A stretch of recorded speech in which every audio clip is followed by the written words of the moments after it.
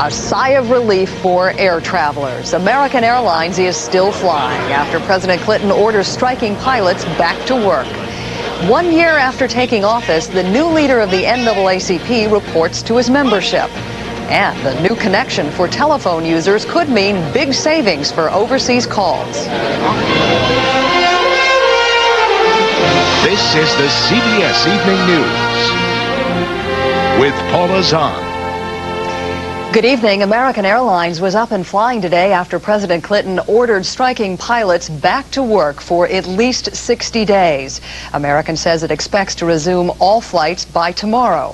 Frank Courier tells us what happened and what happens next. At a minute past midnight, American pilots nationwide watched union leaders via satellite deliver the order to strike. I hereby order the execution of Operation Fire at Will at 0001 Eastern Standard Time. But the cheering ended after only minutes as the last planes taxied to jetways. Gentlemen, left face. And pilots lined up to picket. President Clinton invoked his emergency powers and ordered the strike halted.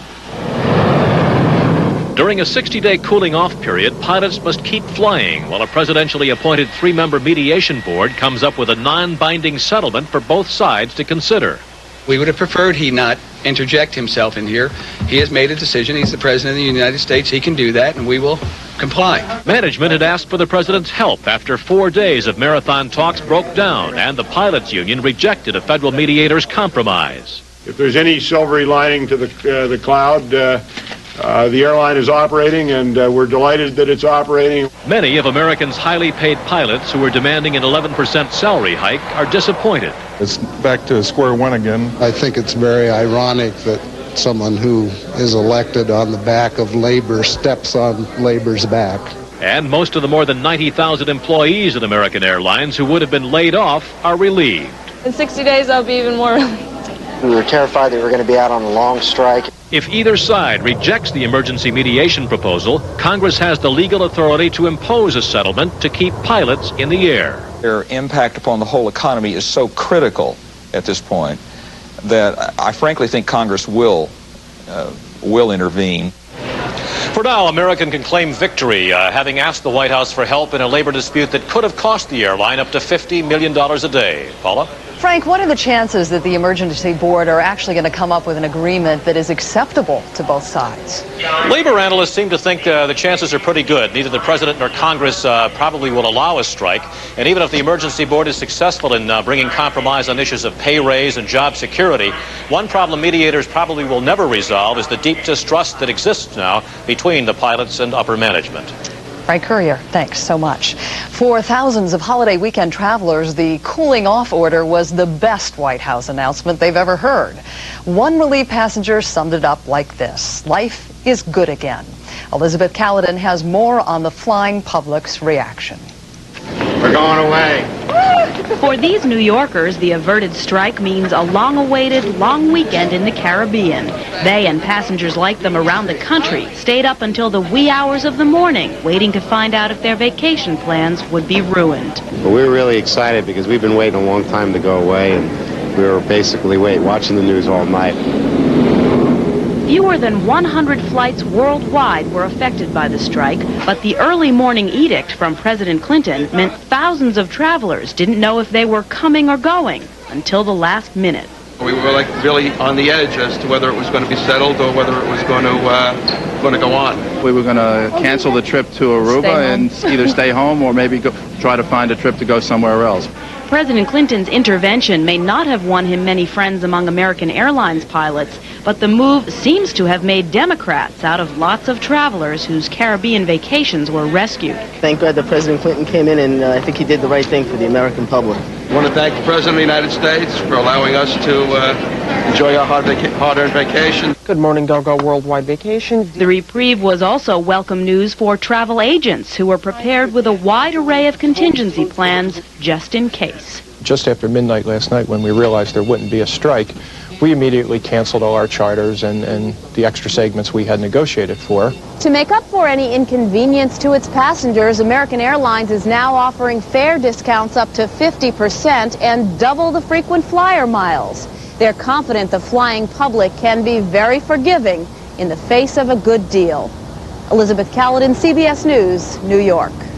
Workers at a key part supplier for General Motors and Ford stayed on the job today as contract talks continued past last night's strike deadline. The supplier makes axle and axle parts for pickups, light trucks, and sports utility vehicles. A strike could force GM to shut down 11 U.S. assembly plants. In other news, the NAACP is holding its annual meeting in New York City this weekend. For the last year, the civil rights organization has kept a low profile. But as Randall Pinkston reports, its new leader is hoping to change all that.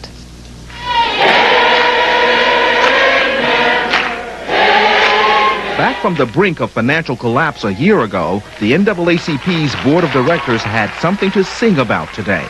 There are great changes taking place in this organization, and I believe all for the better. President Kwesi Mfume spent his first year on the job eliminating more than $3 million in debt by raising money, cutting programs, firing staff, and drawing fire from critics. It's been rough along the way, but I anticipated that it would be. NAACP in the past year has rid itself of its debt. That's the good news. The bad news is it spent much of the past year virtually out of sight. Critics say the organization was AWOL on the Texaco case. While Mfume proposed a 30-day cooling-off period, civil rights leader Jesse Jackson received credit for insisting on immediate action from Texaco. The only thing they did in less than 2 weeks was settle the lawsuit, but the meat of what they did, the final settlement, is a reflection of all the things that we listed as non-negotiable items. Mfume insists Texaco's promise of promotions, timetables, and joint ventures for African Americans came from the NAACP. So let the word go out that last year was a good year, but you ain't seen nothing yet. But without financial independence, Mfume knows the NAACP can't be effective on civil rights, welfare reform, education, or any other issue. That's why he's calling for a new $50 million endowment by the year 2002. Randall Pinkston, CBS News, New York. And still ahead on tonight's CBS Evening News, an in-flight repair job for the Hubble Space Telescope. And fat-free snacks, not quite the free ride many snackers had hoped for.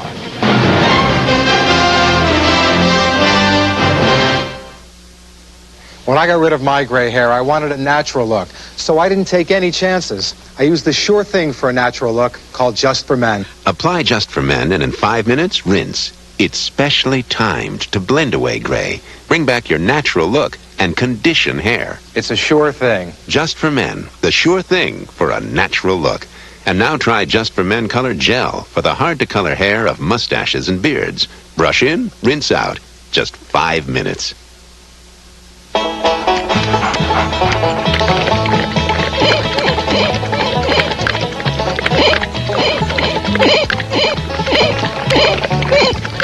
Still washing your dishes before you wash your dishes? Why? When there's the Jet Clean dishwasher from Maytag, with more powerful cleaning jets than any other dishwasher. Maytag, the dependability people. Being married to a dentist, we're always getting free samples of toothpaste. But what do? I buy Mentadent. Mentadent is the only fluoride toothpaste with baking soda and peroxide accepted by the American Dental Association. My husband would never recommend a product that wasn't. Elusive eyes. Ooh, this elbow. I have Advil right here, Dad. I try to leave. Can't take more of this for hours, even if your arthritis pain comes back. It's back. Well, next time. Advil. Then you'll be buying lunch. Advanced medicine for pain. In an unusual move, the Republic of Georgia has waived immunity for one of its Washington diplomats. Yorgi Maharadze can now be charged for the January car accident that took the life of a 16-year-old Brazilian girl. Washington police say the Georgian official had been drinking and possibly speeding as well. Independent prosecutor Kenneth Starr has reportedly hit a snag in his Whitewater investigation. According to a report in the Arkansas Democrat Gazette, Starr has conducted 4 mock trials. In each, the jury acquitted both President and Mrs. Clinton. Word is Starr will now rework his probe into the Clintons' real estate dealings. The shuttle Discovery shifted the Hubble telescope to a higher orbit, but then had to move the craft again to avoid a piece of space junk about the size of a book. And as Jim Axelrod tells us, the astronauts also found time to continue repairs to the Hubble Space Telescope. Okay, Greg, when you're ready to ride. Astronauts Joe Tanner and Greg Harbaugh made an unexpected discovery this morning. Partway up the door. Rips and tears in the insulation protecting the Hubble from ultraviolet rays and erosion. The telescope does not appear damaged. NASA is working out a repair plan. The actual metal of the door is exposed. Otherwise, this second of 4 walks went smoothly. They installed a new sensor to lock in faraway targets and a new data recorder. This is a little sticky. The crew has now met the minimums for mission success.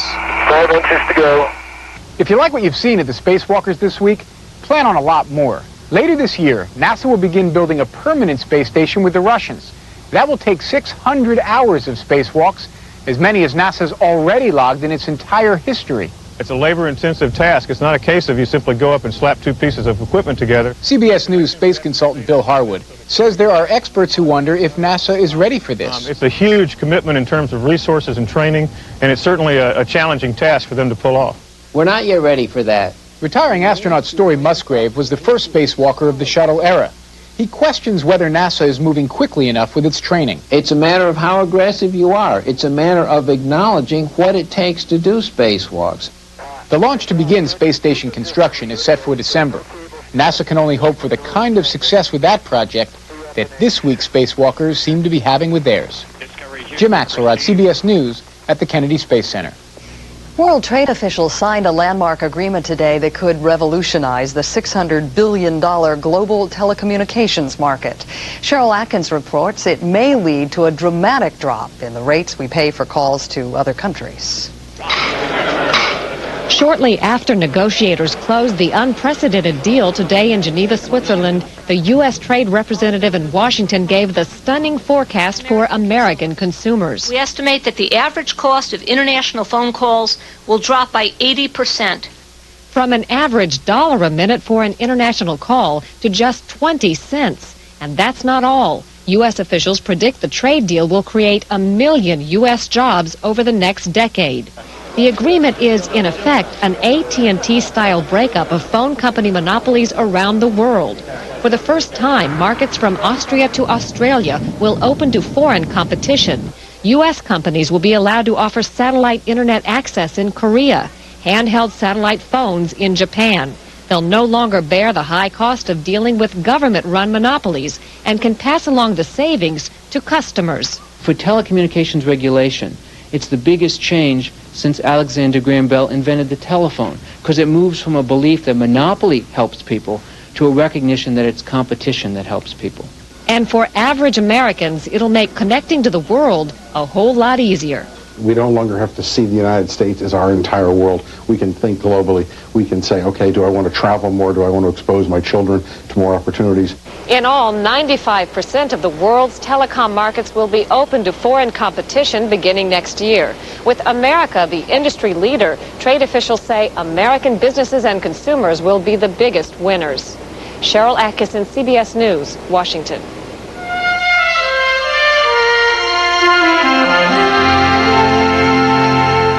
This remarkable medicine is the best ever invented for heartburn, indigestion, and pain. It has the power to start working instantly. It's the only one that relieves indigestion and the pain that comes with it. It's no ordinary medicine. It's Alka-Seltzer. That's right. No caplet, no liquid has Alka-Seltzer's effervescent power to speed relief. Plus the medicine to relieve your worst symptoms. Alka-Seltzer, the best medicine for heartburn and pain. Try great-tasting cherry, too. When you use Pam, the food gets all the attention. Because Pam never adds a funny aftertaste. Clean, 100% natural Pam. Taste the food, not the spray. It's a great time to be silver because you're over 50 and you haven't lost your edge. Now there's a Centrum made just for you. Centrum Silver for your changing nutritional needs. Centrum Silver. It's a great time to be silver. If your minty mouthwash tastes a little too medicine-y to you, it may smell medicine-y to them. That was like kissing a hospital. Who wants a minty mouthwash that smells so medicine-y? Get kissably close with Scope. Its invigorating tingle tells you it's killing millions of germs. Its minty taste tells you just how minty fresh your breath can be. Get kissably close with Scope. For this woman, true love is a Rocky Mountain home. It's got peace and quiet, and the grocery store is just 90 miles away. Join Charles Osgood this Sunday morning. As we reported at the top of our broadcast, President Clinton ordered a halt to the American Airlines pilot strike early this morning, just moments after it began. It was a welcome move for travelers and a high-profile exercise of White House clout. Are we going to work? President Clinton's action may be the most direct action taken by a president in a labor dispute since Ronald Reagan fired striking air controllers in 1981. The air controllers were members of a federal employees union, so their strike was illegal anyway. It has been more than 30 years since a president invoked the powers of the Railway Labor Act against an airline. President Johnson last used it in 1966 to end a strike by airline machinists. President Clinton has intervened in several labor disputes. In 1993, he took action to end a 5-day strike by flight attendants against American Airlines. A year later, he ordered employees of a Midwestern railroad company back to work. In 1995, he urged Congress to help end the Major League Baseball strike. In the end, that strike was resolved without help from Washington. And that is tonight's One-on-One, a talk about President Clinton and American Airlines with former Labor Secretary Robert Reich, who joins us this evening from Boston. Welcome. Thanks for being with us. Well, thank you, Paula. With both sides apparently so far apart, what difference do you think this presidential action will make? Well, certainly 60 days does give both parties an opportunity to, as they say, cool down. But as you said, the parties are very far apart. There's a lot of bad blood here, and I would give it only 50-50 probability, Paula, that in fact even less than 50-50, that there is going to be a peaceful resolution. So if that is the case, how badly stung might the president get? It is always a little risky for a president to get involved in a labor dispute. As we saw with the baseball players and the owners, when the president could not resolve that, well, there was a little bit of a price to pay in terms of goodwill and also prestige. This president has done more in terms of labor disputes than previous presidents. Overall, I think that the president has had a very good record, but every time the president does it, it sets up a precedent for doing it next time. There's a public expectation that if there's a major dispute, a potential strike brewing, the president's going to get involved again. So what is the potential fallout for him? Well, the potential fallout is that strikes or potential strikes like this could be tar babies. If we get to the end of the 60 days, there's still no resolution. If Congress doesn't act, well, the responsibility is sort of in the president's lap. The public is looking to the president to take more action. It's not clear that he can do anything else. In fact, under the law, he doesn't have any additional power.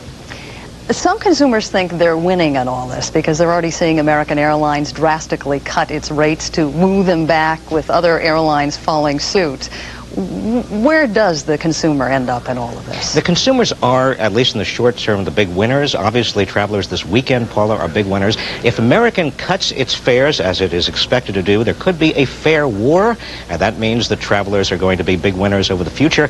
The losers here are obviously the pilots in the short term. They want to go on strike. They're not allowed to go on strike. Also, maybe American Airlines shareholders, because if there is a fare war, other shareholders of other airlines as well, they're not going to see their stock do quite as well. Robert Reich, thanks for your perspective this evening. Are you enjoying your time away from Washington? I am enjoying it, Paul. I'm reacquainting myself with my wife and my children. It is wonderful. Thank you so much for your time. Sorry to intrude on your weekend.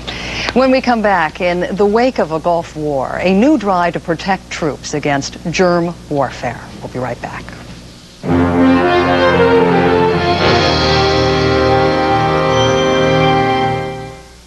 When is heartburn worst for you? When I'm lying down to sleep. After my third cup of coffee. Or a spicy meal.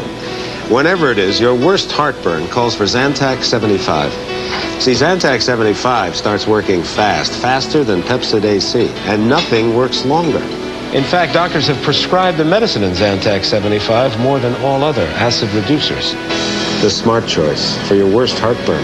Zantac 75, the final word in heartburn relief. Dear Mom, camp is rough. Being out in the wild sure makes a kid hungry. But the sandwiches we got just aren't enough. It makes me homesick for you and a hot bowl of Campbell's tomato soup. Nothing turns an ordinary sandwich into a hot, satisfying meal like rich, wholesome Campbell's tomato soup. Mom? I brought you something for those sandwiches. Wow, tomato soup. You're the best, Mom. Campbell's makes everything. Better. Sounds pretty big for something so little, huh? Same idea with Sunsweet bite-sized pitted prunes. Sweet little prunes that are anything but little when it comes to taste. Sunsweet pitted prunes, always a sweet idea. Kellogg's Corn Flakes presents 1996 NASCAR champion Terry Labonte. You won't get that checkered flag unless you get off to a great start. Like starting the day with the simple goodness of Kellogg's Corn Flakes. Of course, a great finish doesn't hurt either. Go with a winner, Kellogg's Corn Flakes. Ma, if you have trouble sleeping, take a Unisom. It helped last time, didn't it? Didn't you feel better after a good night's sleep? It's okay. The doctor said it's not habit forming. That's right. Unisom. Ma, there's nothing wrong with helping yourself get a good night's sleep. All right? I love you too. The Democratic fundraising scandal was the Chinese government involved. The last Senators Nichols and Levin, plus the latest on Whitewater. Cut through all the politics on Face the Nation Sunday. A Hong Kong newspaper reports Chinese leader Deng Xiaoping has been hospitalized in Beijing with a brain hemorrhage. The government hasn't commented, but a Chinese official in Hong Kong said Deng's health is all right for a man his age. Deng is 92 and hasn't been seen in public in 3 years. 53 Chinese immigrants detained since swimming ashore from the grounded freighter Golden Venture in New York City 4 years ago are being released. The White House says the 53 will be paroled by March 1st, while officials consider their request for political asylum.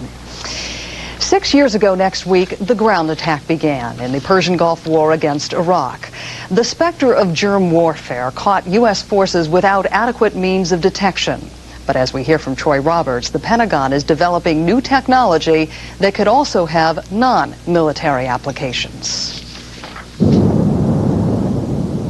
The Persian Gulf War sounded the wake-up call. UN inspectors had discovered Iraq holding a frightening stockpile of bacterial agents ready to wage germ warfare. They had an enemy that was stocking tularemia, pneumonic plague, anthrax, and could have released it at any time. There's no evidence bioweapons were used against Desert Storm soldiers, but the Army had little hardware at the time to detect an attack if there had been one. An embarrassed Pentagon quickly invested $210 million in new technology. There's an intent to use biological warfare agents, or we perceive an intent to use biological warfare agents, then we need to be fully prepared. We need to be able to detect and protect our force against them. One of the first devices the military came up with is the Biological Integrated Detection System, or BIDS. Operators working in a small shelter analyze air samples on the battlefield.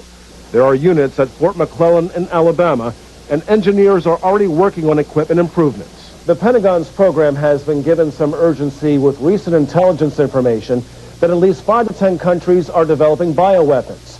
But researchers admit they have a lot of catching up to do.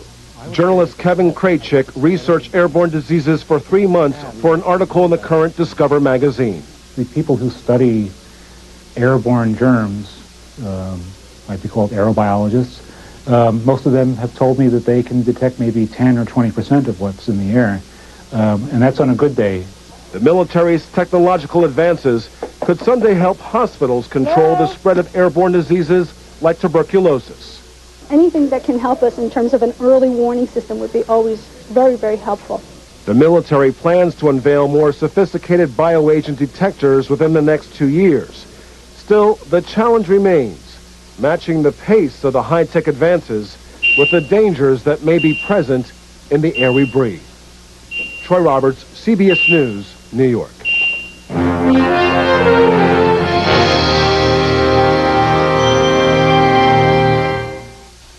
I'm not going to compromise on a laxative. I want one that's strong enough to work overnight, but also one that's gentle. That's why I choose Dulcolax. Dulcolax is both strong and gentle. It's so effective, doctors recommend it more than Correctol and other leading brands. And Dulcolax has a special comfort coating to protect your stomach. Don't compromise on your laxative. Get strong, get gentle, get Dulcolax. And for strong and gentle relief in minutes, get Dulcolax suppositories. Pedigree provides all 5 building blocks of good nutrition. Protein for strong muscles, carbohydrates for energy, essential oils for a great coat, minerals for strong teeth and bones, vitamins for sharp eyes. Pedigree, developed with vets, recommended by top breeders. It will steal you away. The fever, the cough. This is the flu, and this is the relief. Theraflu, maximum strength medicines for all your worst symptoms. Theraflu, all the relief you need. Hey, what's your name? Jim. Well, Jim, I don't mean to be personal, but could that Beamer of yours electronically optimize its handling if it detects an excessive rate of yaw that could result in a loss of control? I don't think so. Bummer. Seville STS with StabiliTrack, so advanced it can actually steer you back on track if you start to lose control. Bye-bye, Jim. You rely on them to get the story. Get it first and get it right. They rely on experience. Turn to the most experienced news team in broadcast journalism. The CBS Evening News with Dan Rather. Experience you can trust. With more and more Americans becoming diet conscious, more and more food companies are trying to climb on the bandwagon. But as Bob Orr tells us, when it comes to losing weight, it pays to read the label very closely. It's that time of year when the temptation to snack comes to your home. Girl Scouts are selling low-fat cookies, and they're going fast. A lot of people do like them, and they like the fact that the Girl Scouts do try to be health conscious. The trouble is, just because they're low-fat doesn't mean you won't get fat eating them. And Americans have little room to spare. More than a third of the country is overweight. Ironically, fat-free products are contributing to the problem. You have to say to yourself, can I really have just one? It's what I call the Lay's test. Dr. Pamela Peake is one of the nation's top experts on nutrition. Many of the fat-free foods have a lot of sugar in them and not very much bulk. So because you don't get that much satisfaction and you have so much sugar, it may actually increase appetite and increase the total amount of calories that you eat. Nutritionists advise that it's best to ignore the fat-free label on the front of a snack and skip right to the back where the amounts of sugar and calories per serving are displayed. Anyone know what they put into those fat-free things to make them taste better? Sugar. Those leading the battle against the bulge, like Ted Hill of Weight Watchers, are warning their troops to be aware of the fat-free trap as they struggle to lose pounds gained over the holidays. Just because the box says it's fat-free, if you eat it, your feet you won't be able to see. Some shoppers say they're getting the message. You have to be careful of the calorie count, so I look at the calorie count plus the fat free. You're not supposed to eat the whole bag at one time. Fat-free products prove once again there is no free lunch when it comes to weight loss. Even though it is better to snack on something low-fat, the trick, say experts, is to do it in moderation. And to crunch more than just a potato chip. Bob Orr, CBS News, Rockville, Maryland. But that's not as much fun. And that's our news for tonight. Tomorrow on Sunday Morning with Charles Osgood, the Dutch mystery writer who's a hit in America. Then on Face the Nation with Bob Schieffer, Democratic campaign fundraising and Whitewater. I'm Paula Zahn, CBS News in New York. Thanks for joining us tonight. Have a good night and a good weekend.